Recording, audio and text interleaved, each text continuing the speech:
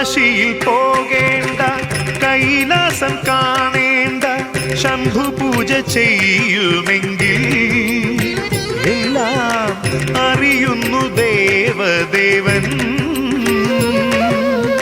കാശിയിൽ പോകേണ്ട, കൈലാസം കാണേണ്ട, ശംഭു പൂജ ചെയ്യുമെങ്കിൽ എല്ലാം അറിയുന്നു ദേവദേവൻ.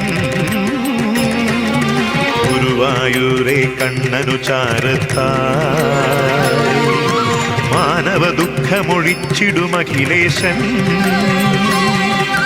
വാരാണസിയുടെ നാഥ ശംഭോ, അംബാപുരമാം മമ്മിയുരനുപമ ശാശ്വത സുഹൃതം പകരും സന്നിധിയായി. നമഃ ശിവായ, നമഃ ശിവായ.